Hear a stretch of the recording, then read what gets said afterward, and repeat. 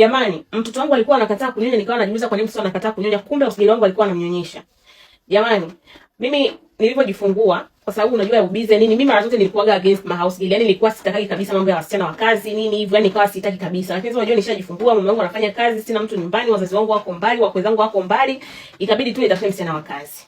Basi msichana wa kazi akawa amekuja, akaanza kukaa na mtoto. Sasa mtoto alikuwa kama na miezi mitatu minne hivi wakati msichana anakuja. Sasa alipokaa kama mwezi hivi, nikaona mtoto, yani unajua ile, kwa sababu maziwa sinajua sasa hivi mambo sasa hivi unakamua tu maziwa unayaweka kwenye friji, mtoto akitaka kunywa anapashiwa nini hivyo. Nikashangaa baada kama mwezi msichana kukaa, nikirudi nyumbani kumnyonyesha, kawaida nikirudi nyumbani huwa hanywi tena maziwa ya kopo, inabidi nimnyonyeshe. Narudi nyumbani namnyonyesha mtoto anakataa. Yaani anakataa kata mtoto hataki kunyonya kabisa, ndio analia mpaka basi. Hata mtoto alivyolia ikabidi nimuite dadake huyo msichana wa kazi. Nikamuita msichana wa kazi, nikamuita dada njoo, akaja. Akaniuliza nini, nikamuuliza kwani mtoto umempa nini? Mbona hataki kunyonya? Na mtoto anaonekana ana njaa kwa sababu hata tumbo lake ukimwangalia anaonekana ana njaa, yani na anataka kulala, kwa hiyo anajisugua, anataka kulia. Huyo msichana akaniambia, hamna dada, unajua labda kwa sababu amezoea mimi kumlisha, au labda kwa sababu amezoea yale maziwa ya naniliu unayomkamuliaga, labda ndio yuko hivyo. Hebu namuomba. Kwanza tu kabla hajasema namuomba, my dear, mtoto alipomuona tu akanyamaza, ananyoosha na mikono, anataka kubebwa. Nikaona okay, haina shida sana. Kwa sababu gani? Kwa sababu si anashinda naye kutwa nzima. Basi akamchukua akaondoka naye, akasema ngoja niende nikampe na nilio nikampe maziwa. Sasa akawa ameondoka. Baada kama ya masaa mawili akawa amerudi, mtoto kalala, yani kalala kashiba na kwambia, na ananuka maziwa. Si unajua tena maziwa ya mama yanakuaga na harufu. Ananuka kabisa maziwa ya mama. Nikajua atakuwa kaenda kumpa maziwa ambayo yapo kwenye friji, japokuwa sio ninachokitakaga, lakini nitafanya nini? Cha muhimu mtoto anyonye au anywe maziwa alale, kwa sababu alikuwa na usingizi. Sasa wakati nimerudi, kwa sababu ninarudi na vitu, na nilivyorudi nilimkuta kambeba mtoto, kwa hiyo nisingeweza kumpa vitu maana nirudi na vitu. Nilienda kuweka kwenye vitu kwenye friji. Na nilipoenda kuweka vitu kwenye friji, niliona kimebaki kikopo kimoja tu cha maziwa, kimekipakti kama kipakti hivi vya kutunavyohifadhia maziwa, nikakuta kimebaki kama kipakti kimoja. Sasa naenda tena kwenye friji kwenda kuchukua juisi, nikakuta kile kipakti cha maziwa bado kipo. Maana hiyo ndio maziwa pekee yake ambayo mtoto anatakiwa anywe. Nikakikuta kipo. Nikajiuliza kama mtoto kanywa maziwa na amekuja ameshiba kabisa na ananuka maziwa, hayo maziwa kanywa wapi wakati kikopo cha maziwa kipo? Nikasema au labda kulikuwa kuna maziwa kaeka sehemu nyingine, lakini pia kuweka maziwa sehemu nyingine sio salama. Kwa sababu gani? Kwa sababu maziwa yale huwezi kuyatoa kwenye friji, si anatakiwa akae kwenye temperature fulani. Sema sikumuuliza. Yaani mimi ni mtu ambaye napenda kufanya vitu vyangu smart sana, sikumuuliza, ila nikawa na wasiwasi. Kwa sababu hata mtoto jinsi alipokuwa ana behave, unajua pia kama nikirudi mtoto anakuwa ananishangilia, akawa hanishangilii tena kivile kama ambavyo mwanzo alikuwa akawa kama ananitenga hivi, kama nikawa mtoto anaona mtu baki. Basi nikasema haina shida. Nikaenda nikanunua kamera. Siku nikamuondoa msichana, nikampa ruhusa, nikamwambia Jumapili ilikuwa, nikamwambia unaruhusiwa yani kwenda popote, unaweza kwenda popote ili mradi tu usiku urudi. Kwa hiyo nikaita watu wakainstall kamera ndani. My dear, nika-connect kwenye laptop yangu. Sasa niko zangu kesho yake, niko zangu ofisini mchana, nimeshamaliza kazi hapo, niko bored, nikasema ngoja nifungue kamera nifungue CCTV kwenye laptop yangu nione si nimeunganisha. My friend, msichana wangu kamera niliweka sebleni, nikaweka chumbani, niliweka kila mahali. Chumba changu mimi nakifungaga. Lakini msichana alikuwa chumbani kwangu. Sio, unanielewa vizuri? Msichana alikuwa chumbani kwangu, kalala kitandani kwangu, anamnyonyesha mtoto. Yaani na mimi nilimwona chumbani kwa sababu gani? Kwa sababu nikishafungua hiyo page ya kamera inaonyesha kamera zote ambazo ziko nyumbani. Nikaangalia vizuri, hapa mbona kama ni chumbani kwangu. Nikaangalia vizuri, yes yuko chumbani kwangu, kalala kitandani kwangu, kavaa nguo yangu, nice dress yangu ninayo vaaga. Anamnyonyesha mtoto. Na mtoto anacheza, anamshika usoni, anainua miguu, anashika miguu. Si mnajua tena zile moments za kunyonyesha. Mtoto ka relax kama yuko na mama yake, yani nika panic. Nikasema sasa hapa nikipanic nitaenda kumpiga msichana nimuue. Yani hapo inabidi nijue cha kufanya. Nikamuita rafiki yangu ambaye tunafanya naye kazi hapo ofisini, nikamwambia njoo uangalie. Akaja akaona. Akasema hapo ukipanic hutojua mengi. Kwa sababu kwanza msichana, kwa nini unamwacha anaingia ndani kwako? Kwa nini unamwacha anaingia chumbani kwako? Nikamwambia hicho ndio sielewi, kwa sababu chumba changu mimi huwa nafunga. Akaniambia unaona sasa kama unafunga, which means kuna kitu ambacho yani lazima kutakuwa kuna fungua nayo, au lazima yani kutakuwa kuna namna kwa nini anaingia chumbani kwako. My dear, alipomaliza kumnyonyesha mtoto, alipolala, akavua nguo, kachukua taulo langu ninalotumiaga taulo langu. Akachukua taulo langu ninalotumiaga na mume wangu. Akaenda chooni, akaenda bafuni, akaenda akaoga na shampoo yangu na sabuni yangu, brush langu ninaloogeaga. Akarudi, akajifuta na taulo langu, akamaliza akapata na ile night dress.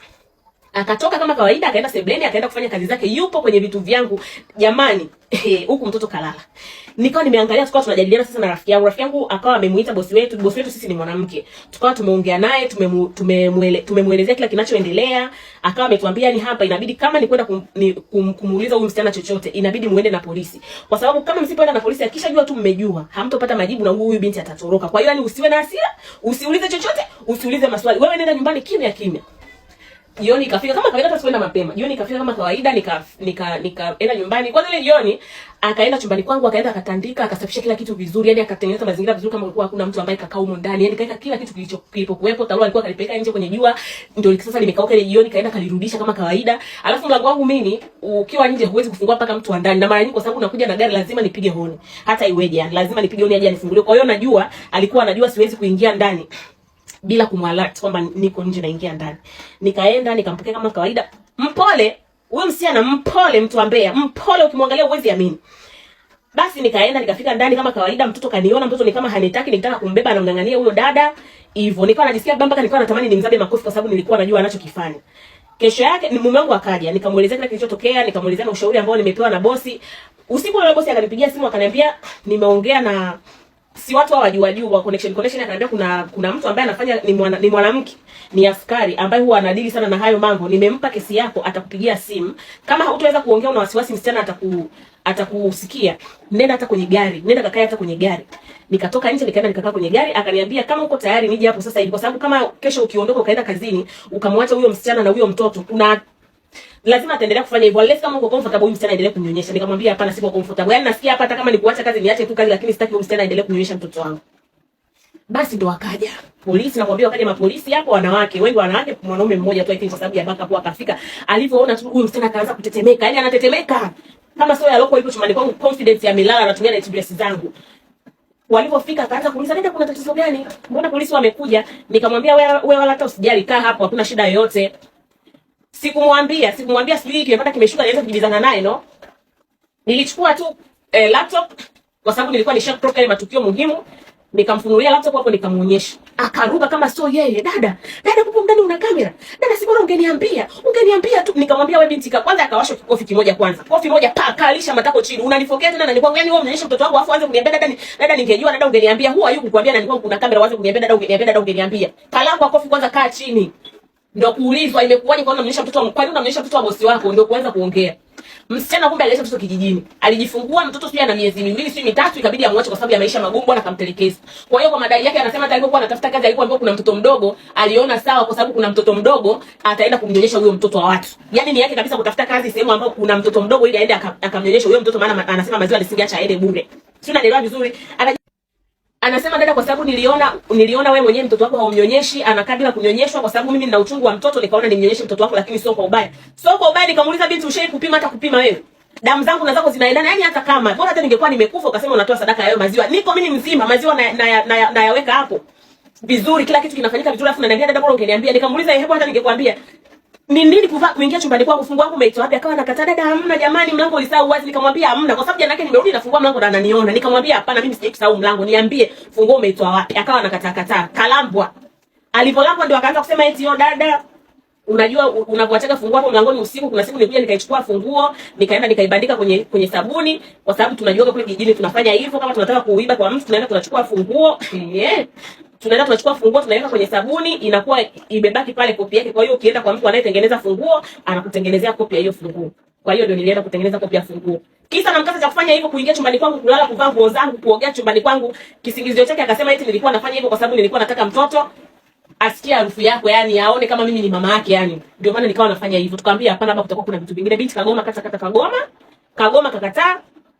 Akaomba naomba jamani mimi niondoke basi, kama mmeshaona kama mimi ni mbaya. Tena kama mimi ni mbaya, mimi nilikuwa najaribu tu kuwasaidia, maana nyie mko busy mnafanya tu kazi, hamjui uchungu wa watoto. Nikamuuliza binti, unaona hiyo uchungu wa watoto, kwa nini mwache mtoto kijijini?